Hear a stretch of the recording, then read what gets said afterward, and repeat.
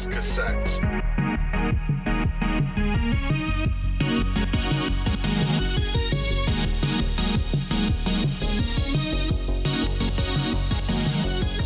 Gosh, I miss those times, man. We're all familiar with the Ka-15 War Thunder. It's been the absolute bane of top tier realistic and simulator battles for the past 2 years. But what about its older brother, the Ka-52? Well, the story of the Ka-52 naturally starts with the Ka-50.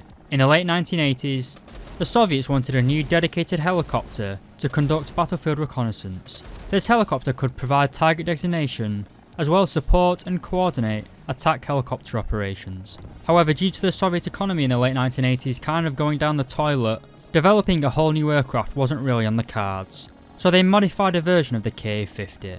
They installed new reconnaissance and target designation systems, and added a second crew member. Instead of the crew members sitting one behind the other, such as found in helicopters such as the Apache and Mi-28, this Ka-50 variant uses a side-by-side seating arrangement, and it was now designated the Ka-52. The Ka-52 had a shorter nose, and was fitted with radar, as well as thermal imaging, mounted in a spherical turret below the nose. It retained the same side-mounted cannon as the original Ka-50, but featured 2 more hardpoints, giving it a total of 6, compared to the Ka-50's 4. While the early Ka-52s were slightly heavier, giving them slightly worse performance, this was solved by the new engine. The combination of the new sensors, thermals, and improved weapon carrying capabilities has turned the Ka-52 into one of the most powerful attack helicopters in the world. But what about in game? Well, naturally this is in the USSR tech tree, it's a rank 7, and in realistic battles, it sits at battle rating 11.0. To unlock the Ka-52, you do have a mammoth grind in front of you. You have to fully research 5 helicopters before you can even start researching the Ka-52. And when you do, you're going to have to grind out 390,000 research points before purchasing the helicopter for a cost of 1,020,000 silver lions. And remember, this is a tech tree helicopter, so it will come fully stock. To put this helicopter in your lineup, it's going to cost 290,000 silver lions, and to purchase the expert and ace qualifications, which aren't really that important in helicopters, but for the expert qualification, it'll cost you 1,020,000 silver lions, and for the ace qualification, it's 2,800 golden eagles. In terms of the repair cost, it's actually pretty low for a top tier helicopter. In realistic battles, it will only set you back 7,346 silver lions. Going on to the rewards, and with a premium account and playing realistic battles, you'll have an RP modifier of 696% and a silver line modifier of 225%. In terms of customization, there's a single camouflage available for golden eagles, as well as free camouflages available on the Guardian Marketplace. So, is it worth grinding this even more powerful variant of the Ka-50? Well, stick around to find out.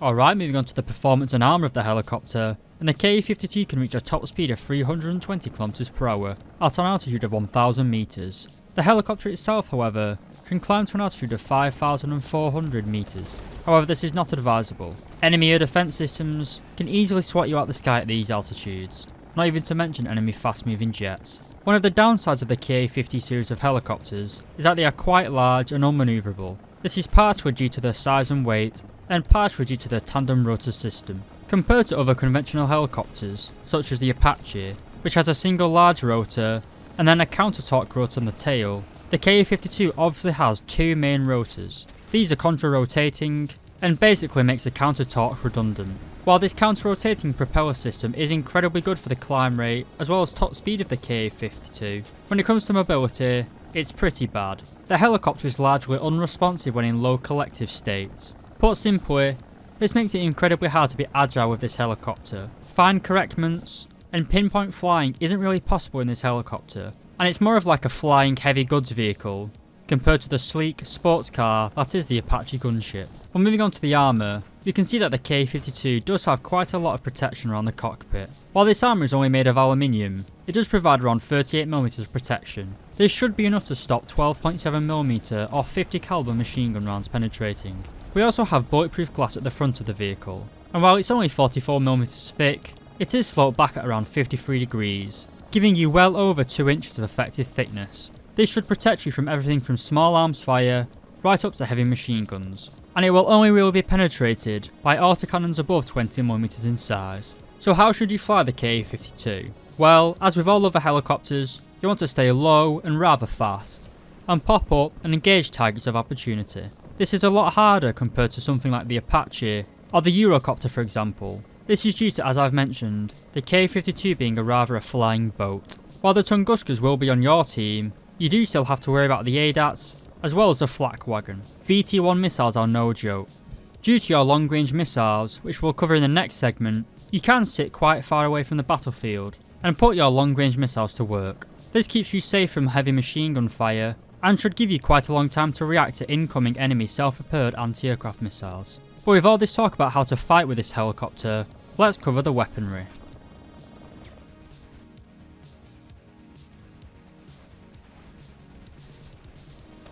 Alright, moving on to the firepower department, and the first thing to mention is that the Ka-52 does have a search and track radar in the nose. While this isn't very useful for ground realistic battles, it is insanely valuable for helicopter arcade battles, as it allows you to locate enemies before they locate you. It also has several optics mounted on a ball turret below the nose. This features an FLIR, or forward looking infrared system, more commonly known as thermal imaging.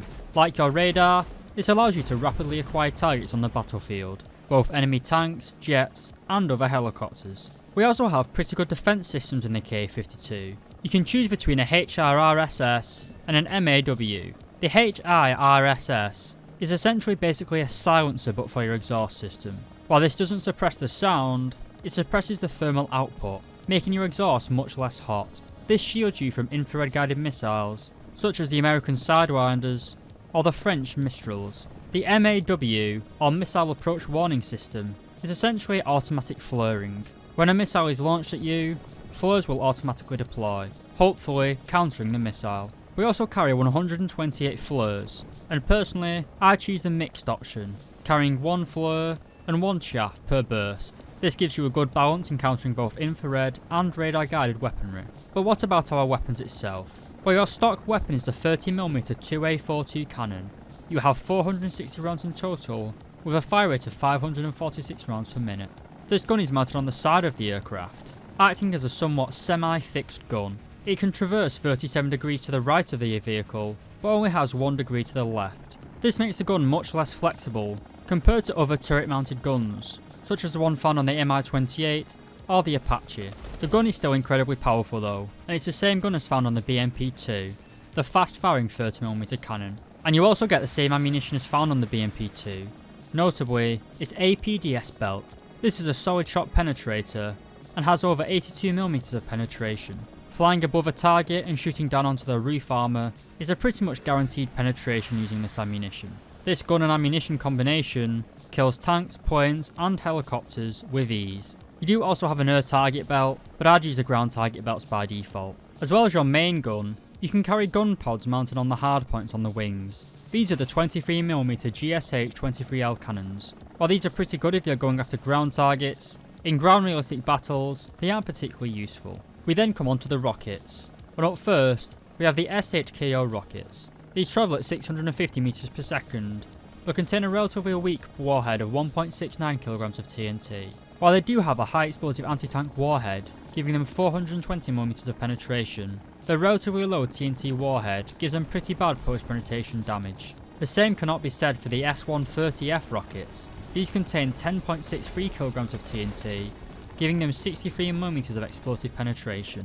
These rockets are purely high explosive, but a direct anywhere on most main battle tanks is enough to instantly kill one. We then come on to the good old-fashioned dumb bombs. You can carry 250kg OFAB SV bombs. These contain 97 kilos of TNT, giving them a destructive radius of 6 meters. While using bombs on a helicopter is rather unconventional, these bombs still do pack a punch and you can get the job done with them. We also have the 500kg FAB 500M. These contain over double the high explosive filler, carrying 201 kilos of TNT, giving them a destructive radius of 11 meters. We then come on to the air-to-ground missiles, and up first we have the attackers. These are the same missiles as found on the Mi-28N.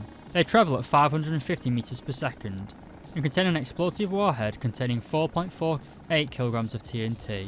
They feature a high explosive anti-tank warhead, giving them 800mm of penetration. While the attackers are powerful, I believe our next option is a much better missile. These are the Vikier air-to-ground missiles. They travel faster at 610 meters per second and contain a TNT warhead featuring 5.16 kilograms of TNT. They also have a high explosive anti-tank warhead, giving them 800mm of penetration.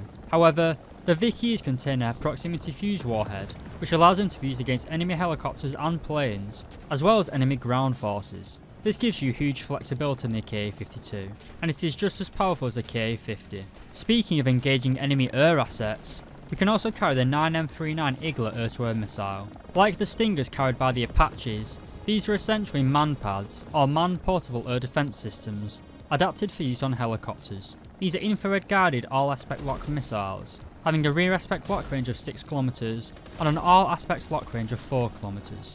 They have 10 Gs of maximum overload, but a relatively low TNT warhead of 530 grams of TNT. These missiles are pretty good at long range, but if you fire them at close range, they tend not to hit, as the missiles simply cannot track that well. And that covers our weaponry for the Ka-52. Personally, I use a loadout with 4 Iglas, 12 Vickers missiles, and 40 SHKO rockets. This gives you a good balance between anti-air, anti-ground, and anti-pillbox weaponry, and not to mention that great 30mm cannon, which is pretty much an anti-everything weapon. The secret weapon of the Vickers is that they have a firing range of 10 km, allowing you to stay quite far away from the battlefield and still reliably get kills. While in my opinion, the AGM-114K Hellfires found on the H-64D are better for anti-tank operations, the Vickers certainly are better when it comes to being a jack of all trades, as there is no other missile in the game which can reliably kill and engage tanks, planes and enemy helicopters.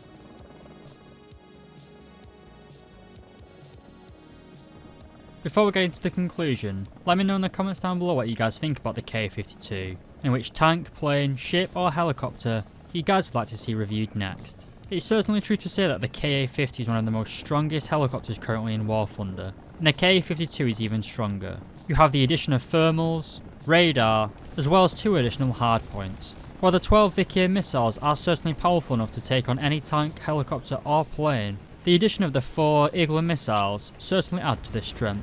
The Ka-52 certainly is one of the stronger helicopters currently in War Thunder. While I believe that the H-64D does have the best anti-tank missiles in the form of the AGM-114K, the Vickers missiles are still incredibly powerful against armour. Compared to the American Apache, you are faster but less manoeuvrable, carry more firepower but arguably less lethal against armour, but we're forgetting probably the most important thing about the Ka-52. It's on the Soviet team, and therefore its win rates are naturally higher. In my opinion, the Ka-52 is probably the best helicopter currently in War Thunder. It just has everything really going for it at the minute. It's dominant in helicopter arcade battles, and pretty much top dog in ground realistic battles, as well as ground simulator battles. While it is an incredibly long grind to unlock this helicopter, I would say that it is well worth it if you have the time and the patience. If you did, please do consider. Alright lads, I hope you enjoyed that video, and if you did, please do consider subscribing to the channel. You can also leave a like and a comment, which again, also boosts me in the algorithm, helping my channel to grow. You can also follow me on Twitter, as well as Twitch.